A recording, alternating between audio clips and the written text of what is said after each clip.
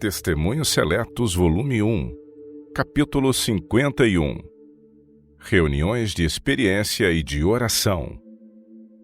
Recebi há pouco de um irmão a quem tenho em alta estima uma carta em que me perguntava como deviam ser celebradas tais reuniões. Desejava saber se convinha orar em diversas pessoas sucessivamente e, após pequena pausa, tornar a fazerem-se várias orações sucessivas. Pelo que tem sido revelado a esse respeito, sou de opinião que não é a vontade de Deus que nas reuniões de oração nos exponhamos a enfados e canseira com ficarmos muito tempo ajoelhados, prestando ouvidos a uma série de compridas orações. Pessoas fracas não podem permanecer muito tempo em tal atitude sem ficarem fatigadas e exaustas. O corpo, obrigado a ficar durante muito tempo em posição inclinada, sucumbe à fadiga.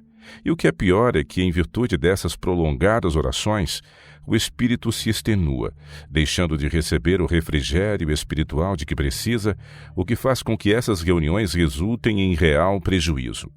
Os crentes fatigaram o espírito e o corpo e não receberam recreação espiritual. As reuniões econômicas e de oração não devem ser de molde a causar tédio. Sendo possível, todos devem comparecer à hora marcada e, se houver retardatários que se atrasem um quarto de hora ou mais, cumpre não esperar por eles. Basta estarem presentes 2 ou 3 pessoas para se abrir a reunião e poder-se contar com a promessa divina. As reuniões devem, sendo possível, ser abertas na hora marcada, quer estejam presentes poucos ou muitos. O formalismo e o constrangimento cumpre por de parte, devendo cada qual ser pontual em seu dever. Em geral, não se deve orar mais de 10 minutos seguidos. Mudar a posição e depois de se haver cantado um hino ou feito uma exortação, poderão orar ainda outros que a isso se sentirem impelidos. Orações concisas. Todos devem reputar um dever cristão ser breves na oração. Dizei ao Senhor exatamente o que quereis, sem divagar por todo o mundo. Na oração particular, cada qual tem o direito de orar o tempo que lhe aprouver e de ser minucioso tanto quanto deseja. Poderá então orar pelos amigos e parentes. É a câmara o lugar onde podemos estender-nos sobre as nossas dificuldades, provações e tentações pessoais. Nas reuniões para culto divino, devemos abster-nos de desabafar o nosso coração a respeito de negócios íntimos e particulares. Qual o objetivo propriamente dito da reunião de oração? Porventura informar a Deus em oração acerca de tudo que sabemos? Não. Reunimos-nos para mutuamente nos edificarmos com a permuta de ideias e sentimentos, para adquirirmos virtude, luz e ânimo pela consideração de nossas esperanças e aspirações comuns, para recebermos novas forças e vigor da fonte de poder, mediante orações feitas com fé e sinceridade. Essas reuniões devem, pois, ser ocasiões sumamente preciosas e tornar-se atraentes a todos os que tomem prazer nas coisas da religião. Temo que haja aí alguns que não levam suas dificuldades a Deus em orações particulares, reservando-as para as reuniões de oração comum, onde se propõe desempenhar-se esse seu dever e privilégio por alguns dias. Tais crentes podem considerar-se como matadores das reuniões de experiência de oração. São crentes que não emitem luz e a ninguém edificam. Suas orações frias e formais e longos testemunhos sobre suas reincidências no pecado só projetam sombras. Todos se sentem aliviados quando finalmente se calam, e é quase impossível dissipar a impressão de frieza e mal-estar que suas orações e testemunhos exerceram sobre a congregação. Segundo a luz que me foi dada, nossas reuniões devem ser espirituais e comunicativas, e não muito demoradas. O retraimento, o orgulho, a vaidade e o temor de homens devem ficar de fora. Pequenas diferenças e preconceitos não devem ser ali introduzidos. Como numa família unida, no coração dos irmãos que ali se reúnem para se edificar e conseguir novo estímulo pela conjugação de suas luzes, devem reinar a simplicidade, a mansidão, a confiança e o amor. Vós sois a luz do mundo, disse nosso divino Mestre. Nem todos têm em sua vida religiosa as mesmas experiências. Por isso se reúnem a fim de, num espírito de simplicidade e humildade, permutarem essas suas experiências. Todos os que trilham o caminho do progresso cristão devem e hão de ter experiências vivificantes que ofereçam novidade e interesse. Uma experiência vivificante compreende tentações, provações e lutas cotidianas, como também esforços decisivos, vitórias, paz e alegria por Jesus.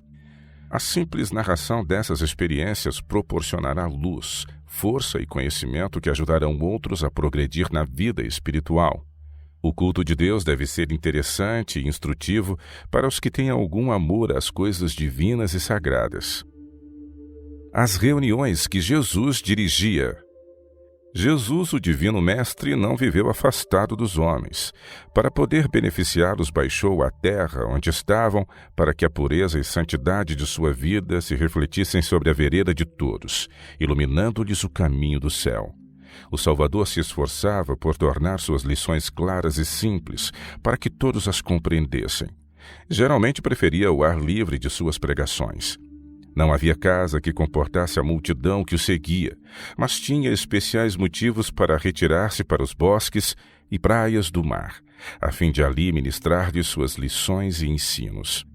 Tinha ali, sob as vistas, paisagens, cenas e objetos familiares a seus humildes ouvintes, dos quais se podia servir para representar-lhes e ilustrar-lhes as verdades importantes que lhes tinha a ensinar. Aos seus ensinos costumava associar as obras de Deus na natureza.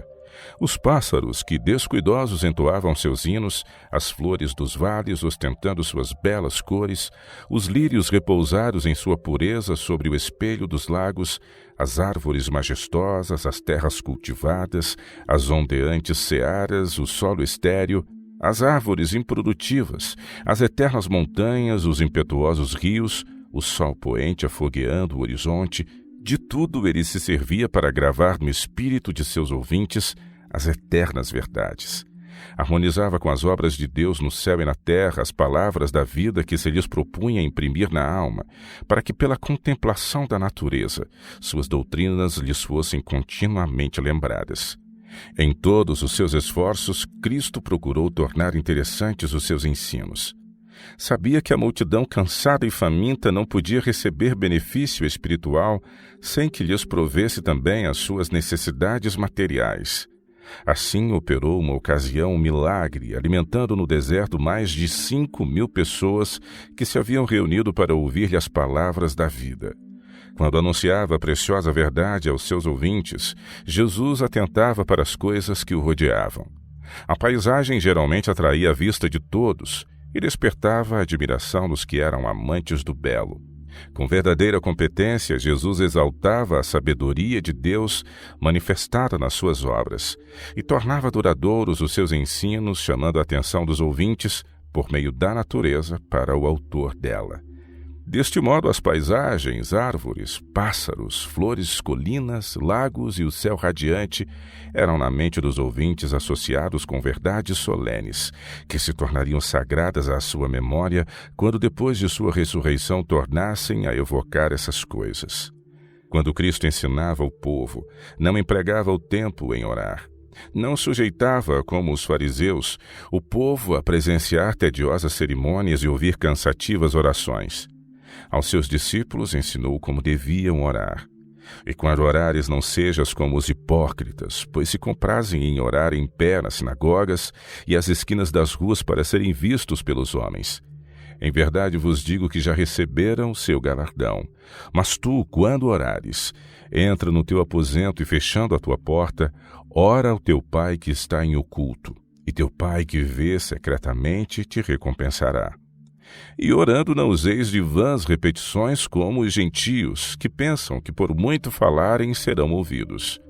Não vos assemelheis, pois, a eles, porque vosso Pai sabe o que vos é necessário antes de vós lhe o pedirdes. Portanto, vós orareis assim.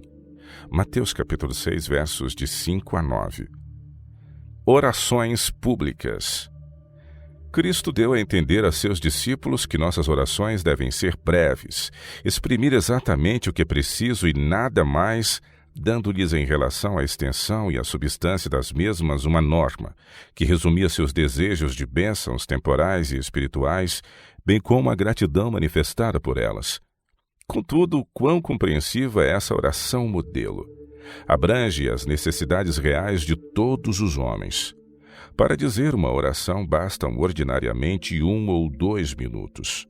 Casos haverá em que a oração é ditada de modo especial pelo Espírito de Deus, sendo apresentadas súplicas ardentes sobre seu particular influxo. A alma anelante anseia e suspira por Deus. O Espírito luta como Jacó, e não se satisfaz enquanto não vir uma manifestação especial do poder de Deus. É assim que Deus quer que oremos.